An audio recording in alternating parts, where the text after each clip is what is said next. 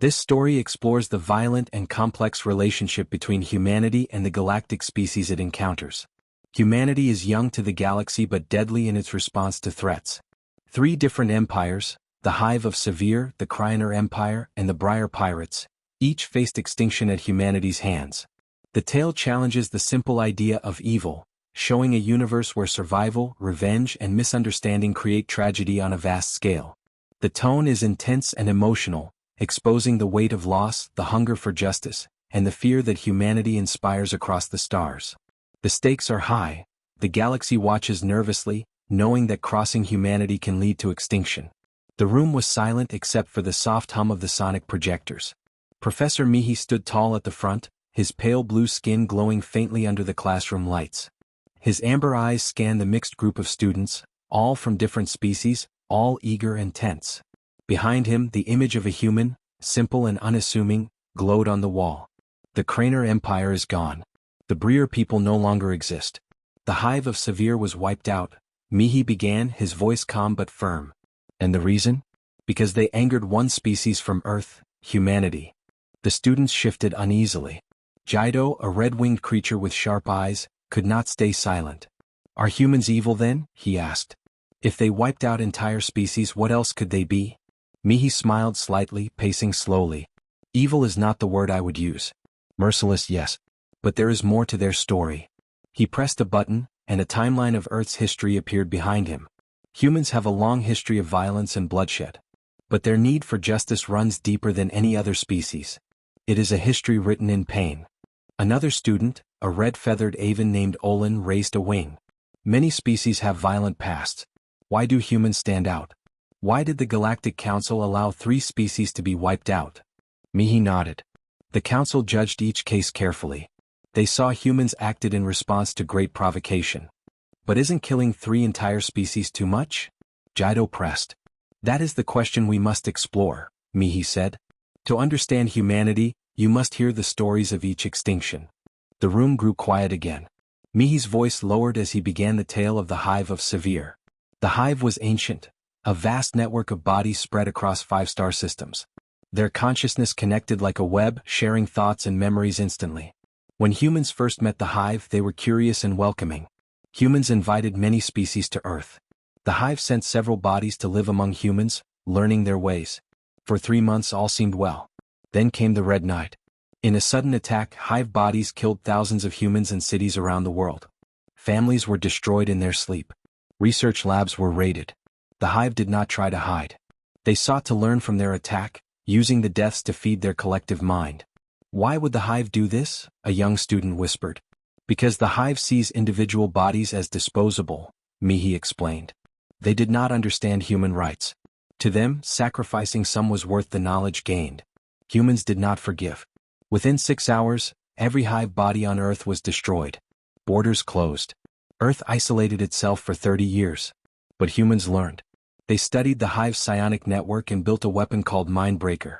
In one swift strike, the entire Hive across 10 star systems destroyed itself, obeying the command as if it came from their core. The room was silent.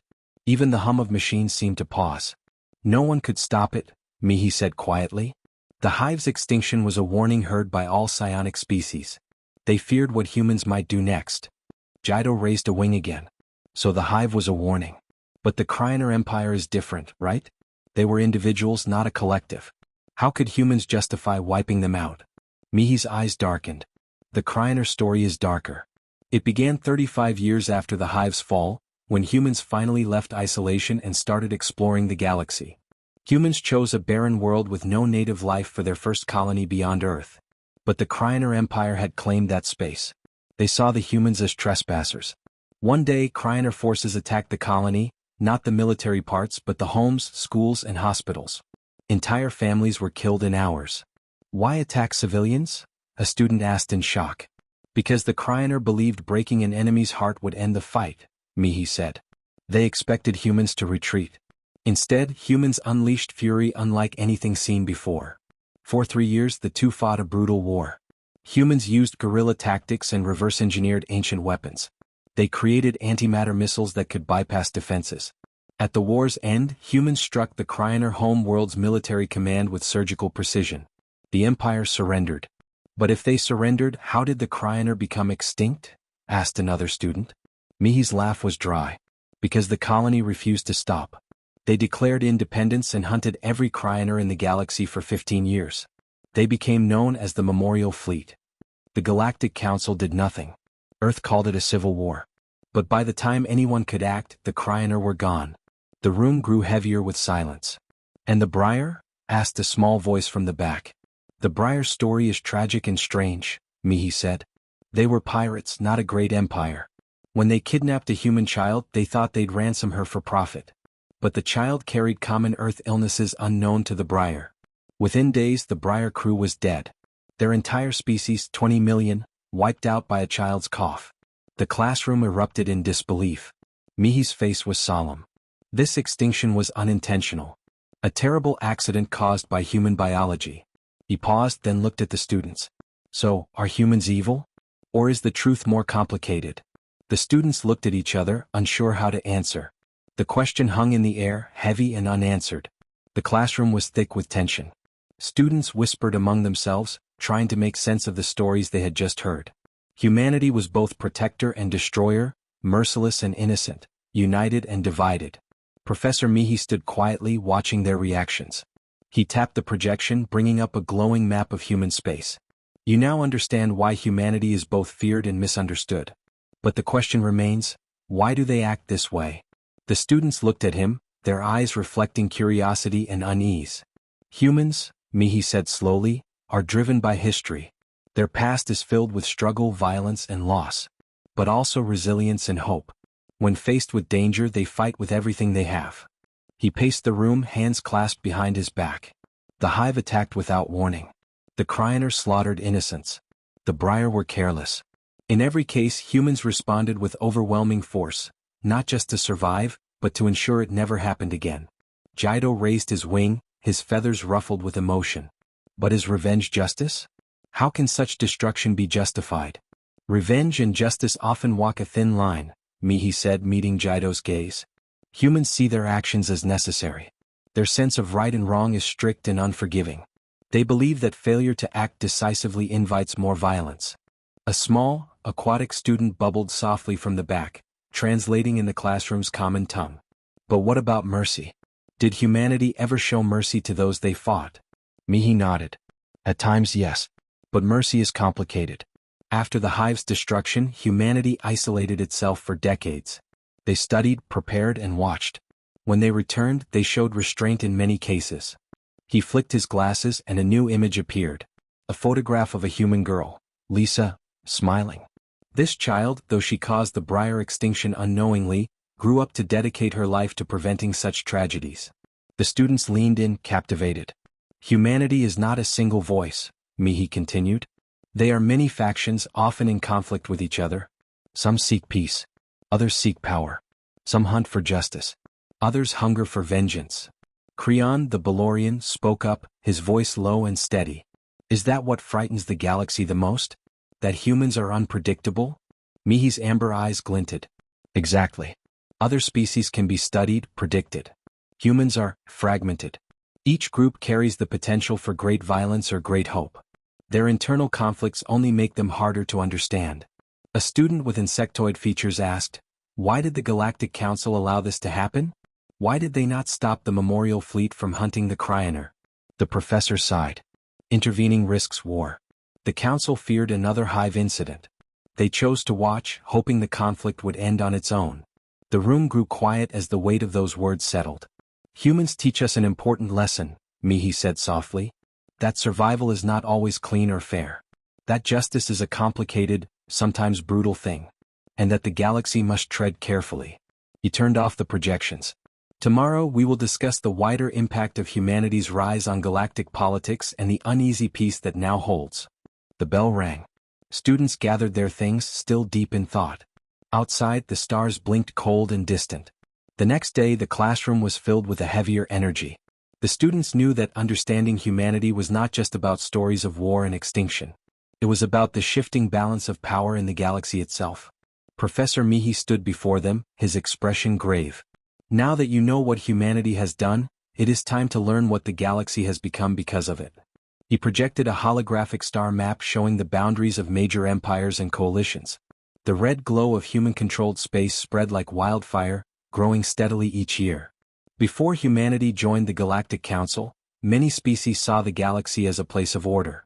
Ancient empires, careful diplomacy, and slow progress, Mihi explained. Humans shattered that calm. Olin, the Avon student, raised a wing. Why did they expand so quickly? Was it fear? Greed?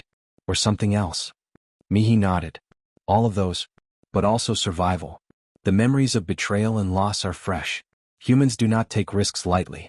They build quickly, armed to defend their borders fiercely. He pointed to a region marked by thin, flickering lines. The Memorial Fleet, the splinter group we spoke of, refuses to be controlled. They travel far from Earth's influence, striking at targets they deem enemies.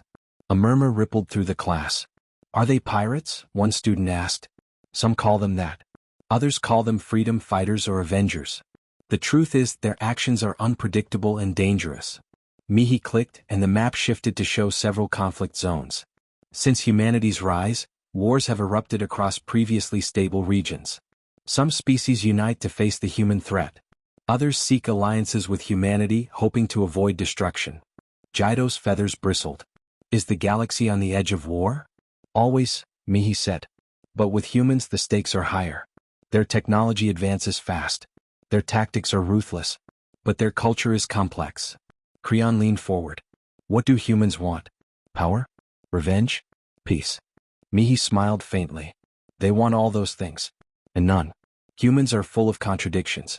Some dream of a galaxy united in peace. Others thirst for vengeance against old enemies. Still others seek simple survival. He gestured to a new projection.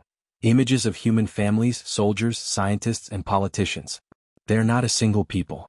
Earth itself is a divided world, still recovering from centuries of war and strife. The professor's voice softened. Their history shapes their future. They carry the pain of extinction and the fear of extinction in return. The classroom was silent. Then from the back a soft voice bubbled. Are there humans who seek peace? Yes, Mihi replied. Many. But peace requires trust, and trust is scarce after centuries of conflict. Olin spread his wings slowly. So the galaxy must learn to live with humanity even if it fears them? Mihi nodded. Exactly. The question is whether humanity will find a way to join the galaxy fully, or continue to fracture and fight. As the class ended, students left with heavy hearts and troubled minds. Outside, distant stars shimmered like silent witnesses to the unfolding drama. The following week, the classroom felt charged with urgency. The students were no longer just observers. They were beginning to understand that humanity's story was a warning for all species. Professor Mihi began with a somber tone. Humanity's rise did not just reshape borders or politics. It changed the very nature of galactic power.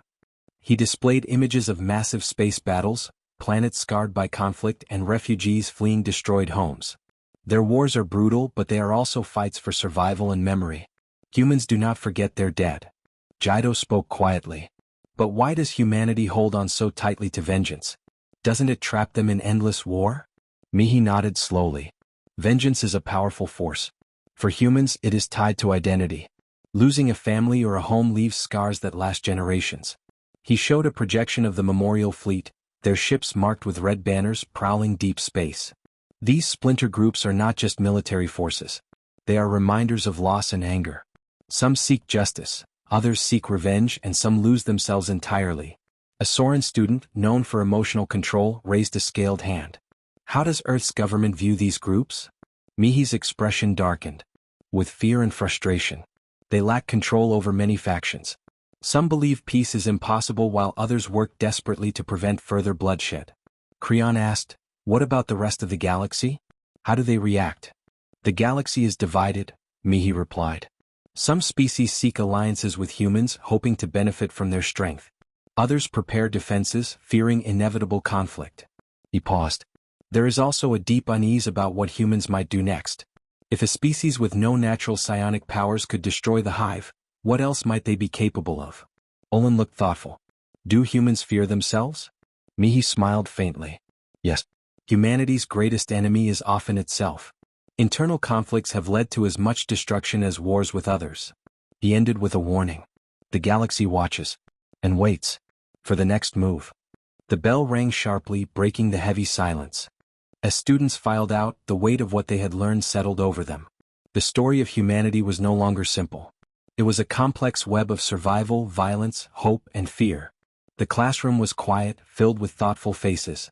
Professor Mihi's final lesson was not just about history or war, it was about choice. He looked at his students, his amber eyes steady. You have seen humanity's power, their fury, and their contradictions. Now consider this, what future will they choose? The projection showed Earth, a small blue world spinning quietly in space. Despite their violence, humanity still hopes. There are those who seek peace, cooperation, and a place in the galaxy. But peace will not come easily, Mihi warned. The scars run deep. The memories of lost families, destroyed homes, and hunted enemies shape their actions. He paced slowly. Humanity's greatest challenge is not survival, it is forgiveness. To forgive those who wronged them and to forgive themselves. Jaido raised a crimson wing. Is that possible? After so much pain? Mihi nodded. It is difficult. But the alternative is endless war and destruction. He brought up images of human diplomats, scientists, and children playing together. There are signs of hope. Treaties signed, exchanges begun, and voices calling for unity. But shadows linger, Mihi said softly.